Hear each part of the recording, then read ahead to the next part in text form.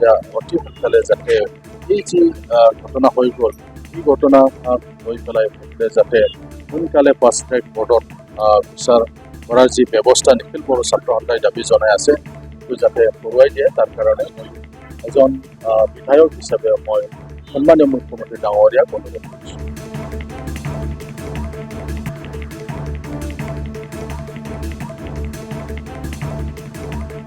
বিশেষকৈ ৰেপ কেছবিলাক এই ৰেপ কেছবিলাক যাতে দোষীয়ে হাৰি যাব নোৱাৰে সেইকাৰণে অতি সোনকালে ফাষ্ট ট্ৰেক কোৰ্টত বিচাৰ কৰি পেলাই লিখিত ব্যৱস্থা যাতে লোৱা হয়।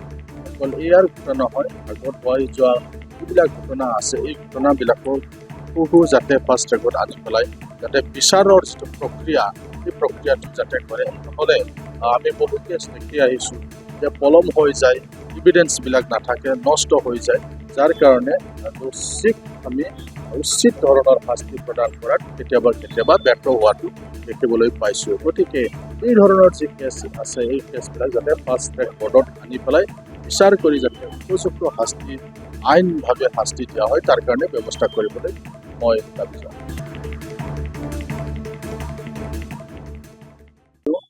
যি ঘটনা হৈ গ'ল এই ঘটনাটো লৈ পেলাই তেওঁলোকে দোষীক যাতে কঠোৰ শাস্তি বিহে তাৰ বাবে তেওঁলোকে এই ধৰ্ণা কাৰ্যসূচীটো লৈছে যাতে মুখ্যমন্ত্ৰীয়ে হস্তক্ষেপ কৰে আৰু অতি সোনকালে যাতে ফাষ্ট ট্ৰেক কোৰ্টত বিচাৰ হয় তাৰ বাবে তেওঁলোকে দাবী জনাইছে। ইতিমধ্যে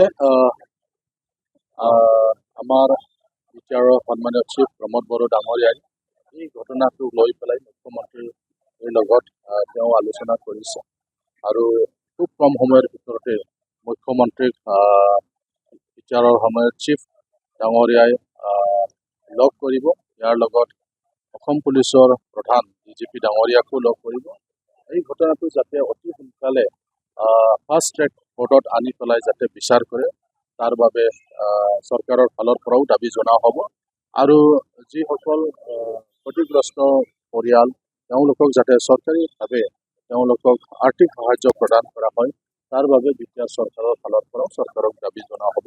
গতিকে আমি আজি এই ধৰ্ণা কাৰ্যসূচীৰ যোগেদি অসমৰ সন্মানীয় মুখ্যমন্ত্ৰী ডাঙৰীয়াক আহ্বান জনাব বিচাৰিছোঁ যে অতি সোনকালে যাতে এই যি ঘটনা হৈ গ'ল এই ঘটনা লৈ পেলাই যাতে সোনকালে ফাষ্ট ট্ৰেক কোৰ্টত বিচাৰ কৰাৰ যি ব্যৱস্থা নিখিল বড়ো ছাত্ৰ সন্থাই দাবী জনাই আছে সেইটো যাতে কৰোৱাই দিয়ে তাৰ কাৰণে মই এজন বিধায়ক হিচাপে মই সন্মানীয় মুখ্যমন্ত্ৰী ডাঙৰীয়াক অনুৰোধ কৰিছোঁ।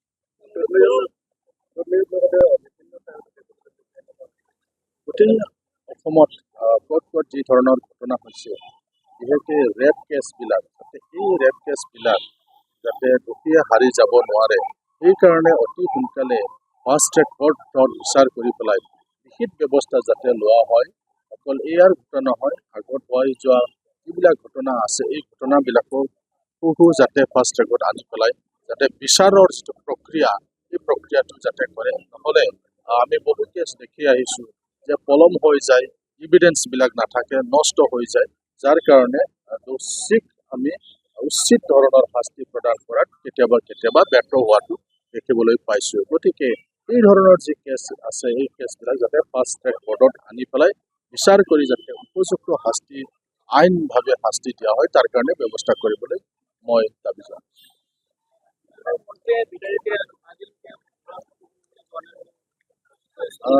চাওক,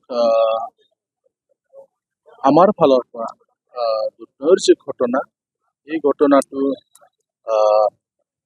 ব্যৱস্থা লোৱা হয় তাৰ বাবে দলীয়ভাৱে আৰু বিটিআৰ চৰকাৰৰ ফালৰ পৰাও অতি সোনকালে মুখ্যমন্ত্ৰীক লগ কৰাৰ কাৰণে এটা সজাতি দল লগ কৰাৰ কাৰণে এটা সিদ্ধান্ত লৈছে। ইতিমধ্যে আলোচনাও চলি আছে মুখ্যমন্ত্ৰীৰ লগত, কিন্তু তেওঁক আমি লগ কৰি পেলাই আমি এইখিনি ব্যৱস্থা যাতে সোনকালে কৰে তাৰ কাৰণে আমি দাবী জনাব বিচাৰিছোঁ।